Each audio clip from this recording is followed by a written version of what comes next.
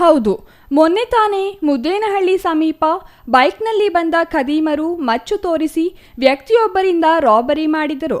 ದರೋಡೆ ಮಾಡಿರುವ ಯಾವುದೇ ಭಯ, ಆತಂಕವಿಲ್ಲದ ಖದೀಮರು ನೇರವಾಗಿ ಮುದ್ದೇನಹಳ್ಳಿಯ ನಂದಿನಿ ಪಾರ್ಲರ್ ಬಳಿ ತೆರಳಿ ಬೈಕ್ ನಿಲ್ಲಿಸಿ ಟೀ ಕುಡಿದು ಆರಾಮವಾಗಿ ಸಾಗಿದರು. ಇದೇ ಘಟನೆಯಿಂದ ಅರಿಯಬಹುದು ಅವರು ಎಷ್ಟು ಪಳಗಿದ ಖದೀಮರು ಎಂಬುದನ್ನು. ಯಾವುದೇ ಆರೋಪಿ ಒಂದು ಅಪರಾಧ ಪ್ರಕರಣ ಮಾಡಿದಾಗ ಕೂಡಲೇ ಸ್ಥಳದಿಂದ ಪರಾರಿಯಾಗಲು ಸಾಧ್ಯವಾದಷ್ಟು ಪ್ರಯತ್ನಿಸುತ್ತಾನೆ.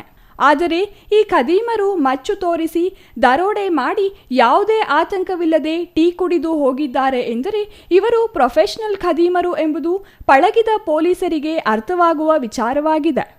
ಇಂತಹ ಖದೀಮರ ಎಡೆಮುಡಿ ಕಟ್ಟಲು ಅನುಭವ ಇರೋ ಪೊಲೀಸರ ತಂಡವೇ ಬೇಕು. ಇವರು ಕಾಣುವಷ್ಟು ಅಮಾಯಕರು ಅಲ್ಲವೇ ಅಲ್ಲ. ಯಾಕೆಂದರೆ ಇವರು ಕೇವಲ ದರೋಡೆಗೆ ಮಾತ್ರ ಸೀಮಿತವಾಗಿರದೆ ಕೊಲೆ ಮಾಡಲು ಹೇಸುವವರಲ್ಲ. ಇದಕ್ಕೆ ನಿದರ್ಶನವೆಂಬುವಂತೆ ಇವರನ್ನು ಹಿಡಿಯಲು ಹೋದ ಜನರಿಗೆ ಮಚ್ಚು ತೋರಿಸಿ ಪರಾರಿಯಾಗಿದ್ದಾರೆ. ಇಂತಹ ಖದೀಮರಿಗೆ ಒಂಟಿಯಾಗಿ ಮಹಿಳೆಯರು ಅಥವಾ ವ್ಯಕ್ತಿಗಳು ಸಿಕ್ಕಿದ್ದೇ ಆದರೆ ಎಂತಹ ಕೃತ್ಯಕ್ಕೂ ಹೇಸುವವರಲ್ಲ ಎಂಬುದು ಬಹಿರಂಗ ಸತ್ಯ. ಪರಿಸ್ಥಿತಿ ಇಷ್ಟು ಗಂಭೀರವಾಗಿದ್ದರೂ ಪೊಲೀಸರು ಮಾತ್ರ ಈವರೆಗೂ ಮೌನವಾಗಿಯೇ ಇದ್ದರು. ಆದರೆ ಮೊನ್ನೆಯ ಪ್ರಕರಣ ಗಂಭೀರ ಸ್ವರೂಪ ಪಡೆಯುತ್ತಿದ್ದಂತೆ ಎಚ್ಚೆತ್ತಿರುವ ಚಿಕ್ಕಬಳ್ಳಾಪುರ ಜಿಲ್ಲಾ ಪೊಲೀಸ್ ಇಲಾಖೆ ಇದೀಗ ಖದೀಮರ ಹೆಡೆಮುಡಿ ಕಟ್ಟಲು ಮುಂದಾಗಿದೆ. ಚಿಕ್ಕಬಳ್ಳಾಪುರ ನಗರ ಸೇರಿದಂತೆ ಹಲವೆಡೆ ಕಳ್ಳತನ ಪ್ರಕರಣಗಳು ಹೆಚ್ಚಾಗುತ್ತಿದ್ದು, ಕಳ್ಳರನ್ನು ಬಂಧಿಸಲು ಪೊಲೀಸರು ವಿಶೇಷ ತಂಡ ರಚಿಸಿ ಖದೀಮರನ್ನು ಕೆಡವಲು ಬಲೆ ಬೀಸಿದ್ದಾರೆ. ಜಿಲ್ಲೆಯಲ್ಲಿ ಕಳ್ಳರು ಚಿಲ್ಲರೆ ಅಂಗಡಿಗಳಿಗೆ ಕನ್ನ ಹಾಕಿ ಲಕ್ಷಾಂತರ ಮೌಲ್ಯದ ವಸ್ತುಗಳನ್ನು ಕದ್ದು ಪರಾರಿಯಾಗಿದ್ದರು.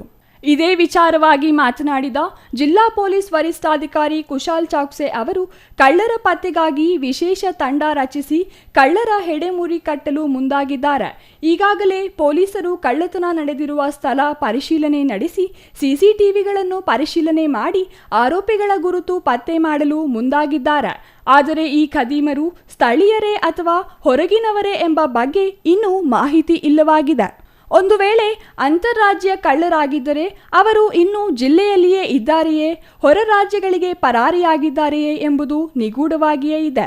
ಅಂತಾರಾಜ್ಯ ಕಳ್ಳರೊಂದಿಗೆ ಸ್ಥಳೀಯರು ಕೈ ಜೋಡಿಸಿರುವ ಗುಮಾನಿಯೂ ಇದೆ.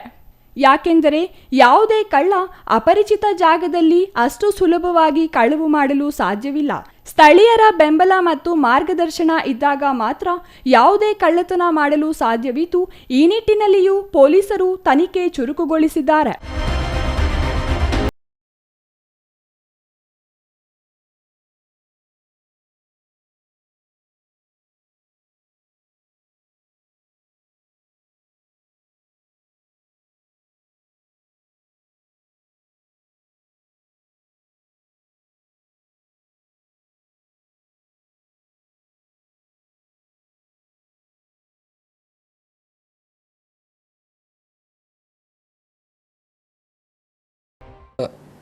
ಚಿಕ್ಕಬಳ್ಳಾಪುರ ಟೌನ್ ಪೊಲೀಸ್ ಸ್ಟೇಷನ್ ಲಿಮಿಟ್ಸಲ್ಲಿ ಮೊನ್ನೆ ರಾತ್ರಿ 2-3 ಪ್ಲೇಸಸಲ್ಲಿ ಕಳ್ಳತನ ಅಟೆಂಪ್ಟ್ ಮಾಡಿದ್ದಾರೆ, ಈ ಥರ ಮಾಹಿತಿ ಬಂದಿದೆ.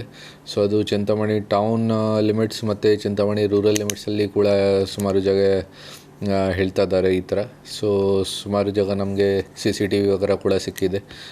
ವಾಪ್ಸಾಂಧ್ರ ಇದೆ, ಮತ್ತು BB ರೋಡ್ ಇದೆ, ಮತ್ತು ಅಗಲಗುರ್ಕಿ ಗೇಟ್ ಇದೆ. ಆ ಸೈಡ್ ಈ ಥರ ಅಟೆಂಪ್ಟ್ ಆಗಿದೆ 2-3 ಪ್ಲೇಸಸಲ್ಲಿ, ಈ ಥರ ಮಾಹಿತಿ ಬಂದಿದೆ.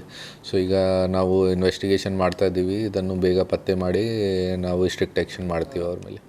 ಚಿಕ್ಕಬಳ್ಳಾಪುರ ಟೌನ್ ಪೊಲೀಸ್ ಸ್ಟೇಷನ್ ಲಿಮಿಟ್ಸಲ್ಲಿ ಮೊನ್ನೆ ರಾತ್ರಿ 2-3 ಪ್ಲೇಸಸಲ್ಲಿ ಕಳ್ಳತನ ಅಟೆಂಪ್ಟ್ ಮಾಡಿದ್ದಾರೆ, ಈ ಥರ ಮಾಹಿತಿ ಬಂದಿದೆ.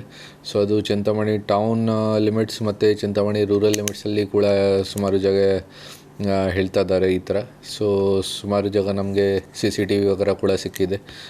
ವಾಪ್ಸಾಂಧ್ರ ಇದೆ, ಮತ್ತು BB ರೋಡ್ ಇದೆ, ಮತ್ತು ಅಗಲಗುರ್ಕಿ ಗೇಟ್ ಇದೆ. ಆ ಸೈಡ್ ಈ ಥರ ಅಟೆಂಪ್ಟ್ ಆಗಿದೆ 2-3 ಪ್ಲೇಸಸಲ್ಲಿ, ಈ ಥರ ಮಾಹಿತಿ ಬಂದಿದೆ. ಸೊ ಈಗ ನಾವು ಇನ್ವೆಸ್ಟಿಗೇಷನ್ ಮಾಡ್ತಾ ಇದ್ದೀವಿ. ಇದನ್ನು ಬೇಗ ಪತ್ತೆ ಮಾಡಿ ನಾವು ಸ್ಟ್ರಿಕ್ಟ್ ಆ್ಯಕ್ಷನ್ ಮಾಡ್ತೀವಿ ಅವ್ರ ಮೇಲೆ. ಒಟ್ಟಿನಲ್ಲಿ ಜಿಲ್ಲೆಯಲ್ಲಿ ಸರಣಿ ಕಳವು ಪ್ರಕರಣಗಳು ನಡೆಯುತ್ತಿರುವ ಜೊತೆಗೆ ಹಾಡಹಗಲಿನಲ್ಲಿಯೇ ಸಾರ್ವಜನಿಕರಿಗೆ ಮಚ್ಚು ತೋರಿಸಿ ಬೆದರಿಸುವ ಮಟ್ಟಕ್ಕೆ ಕಳ್ಳರು ಮುಂದಾಗಿರುವುದು ಪೊಲೀಸ್ ಇಲಾಖೆಯ ವೈಫಲ್ಯವನ್ನು ತೋರಿಸುತ್ತದೆ. ಈ ವಿಚಾರ ಹೆಚ್ಚು ಪ್ರಚಾರ ಪಡೆಯುತ್ತಿದ್ದಂತೆ ಎಚ್ಚೆತ್ತ ಪೊಲೀಸ್ ಇಲಾಖೆ ಇದೀಗ ವಿಶೇಷ ತಂಡ ರಚನೆ ಮಾಡಿದ್ದು, ಈ ತಂಡ ಆದಷ್ಟು ಶೀಘ್ರದಲ್ಲಿ ಖದೀಮರ ಹೆಡೆಮುಡಿ ಕಟ್ಟಿ ಜಿಲ್ಲೆಯ ಜನತೆಯಲ್ಲಿ ಎದುರಾಗುವ ಆತಂಕಗಳನ್ನು ದೂರ ಮಾಡುವ ಜೊತೆಗೆ ಪೊಲೀಸ್ ಇಲಾಖೆ ಬಲವಾಗಿದೆ ಎಂಬುದನ್ನು ತೋರಬೇಕಾದ ಅಗತ್ಯವಿದೆ. Nandakumar, CTV news, Chikkaballapur.